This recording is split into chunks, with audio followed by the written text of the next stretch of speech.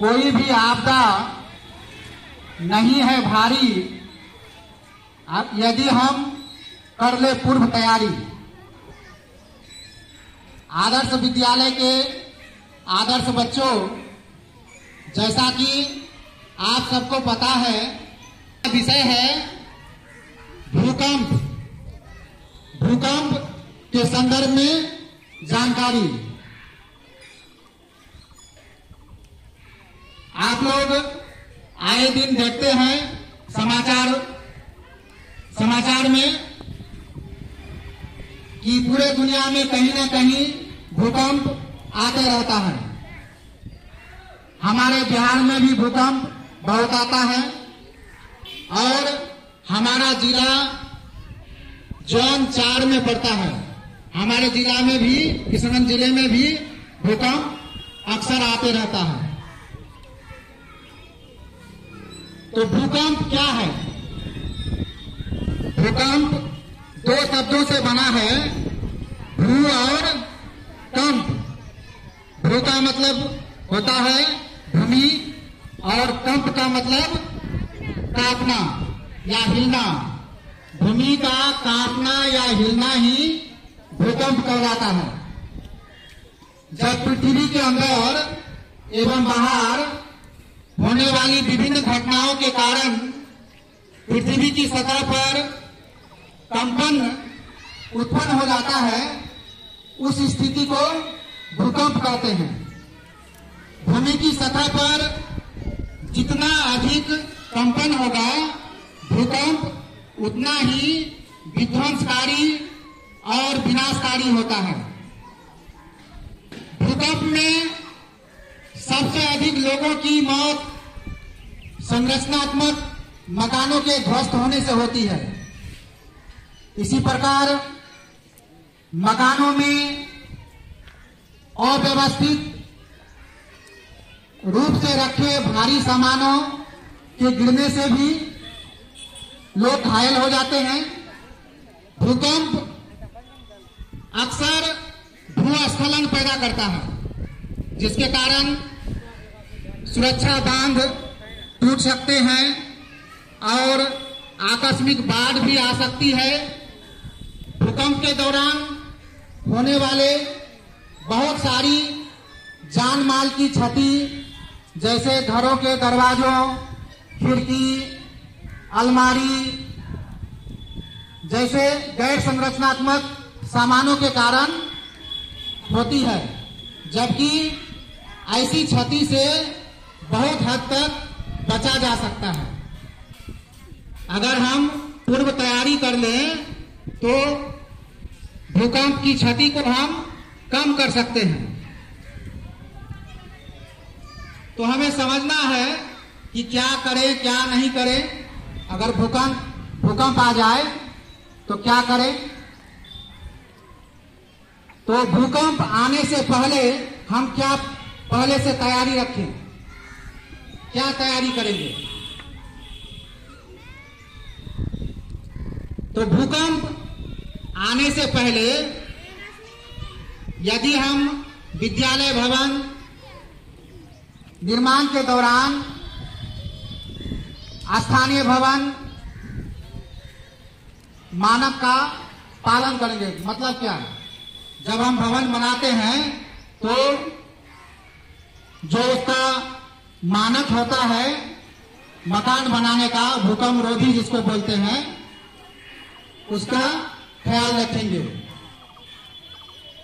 छत एवं नींव में प्लास्टिक के गहरे दरारों को ठीक कर लेंगे अगर ऐसा है तो।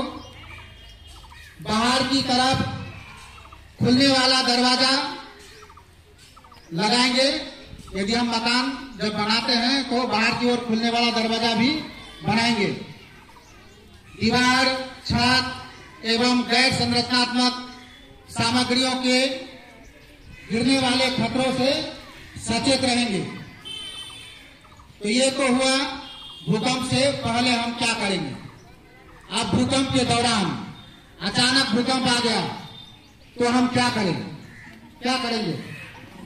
यदि विद्यालय या घर के अंदर हैं अभी बताया गया कि झुको, ढको और पकड़ो, इस स्लोगन को याद रखना है। किसी मजबूत टेबल या कोई फर्नीचर के नीचे छुप जाएं और जब तक कंपन बंद न हो जाए उसे पकड़कर वहीं बने रहना है। अगर आपके पास आसपास टेबल या डेस्क नहीं हो तो अपने चेहरे और सिर को अपनी बाहों से ढक लें और कमरे के अंदर किसी कोने में दुबक कर बैठ जाएं। कंपन शांत होने के बाद पंक्तिबद्ध होकर खुले मैदान में चले जाना है। ये सारी बात आप याद रखेंगे। अगर आप घर से बाहर हैं, जहां हैं वहीं बने रहें। मकानों, स्ट्रीट लाइट, बिजली के तार से दूर रहें। अगर चलते हुए वाहन में हैं, कोई गाड़ी में है तो यथासंभव जल्द से जल्द रुक जाएं, वाहन को रोक लेना है एवं वाहन में बैठे ही रहें। किसी मकान, पेड़, रास्ता पार करने वाली जगह या बिजली के तार के नजदीक या उसके नीचे रुकने से बचें। इसके नीचे कभी भी नहीं रुकना है भूकंप के समय। अगर मलबे में दब गए, मान लिया भूकंप आया, मकान गिर गया, कोई मलबा, मकान का मलबा में आप दब गए, तो अपनी मुंह कोई कपड़ा या रुमाल से ढक लेंगे। किसी पाइप या दीवार को थपथपाएंगे ताकि बचावकर्ता आपको बचा सके। और आखिरी उपाय है आवाज लगाना। तब चिल्लाएंगे जोर से ताकि बाहर वाला सुन सके और आपको बचा सके। ठीक है, तो भूकंप के दौरान अचानक भूकंप आ गया तो क्या करेंगे, इन बातों का हम लोग ख्याल रखेंगे। ठीक है, अब भूकंप के बाद क्या करेंगे। भूकंप आया और चला गया, तब क्या करेंगे। तो भूकंप खत्म होने के बाद भी मूल भूकंप से कम झटका वाला भूकंप आने की संभावना होती है। ये भूकंप के कुछ घंटे बाद, एक दिन बाद, एक सप्ताह या महीनों बाद भी आ सकता है, जिसको हम लोग क्या कहते हैं, आफ्टर शॉक। दोबारा भूकंप आता है एक बार आने के बाद। पहले से कम जो है रिएक्टर में यह आता है।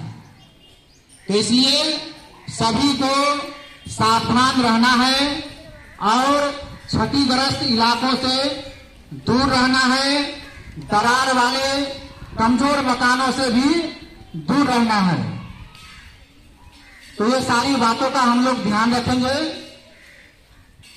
ताकि हम भूकंप के खतरे, भूकंप से होने वाले नुकसान को कम कर सके। जानकारी अपने तक सीमित नहीं रखना है, अपने घर के परिवार के सदस्यों को, समाज के लोगों को भी बताना है। धन्यवाद।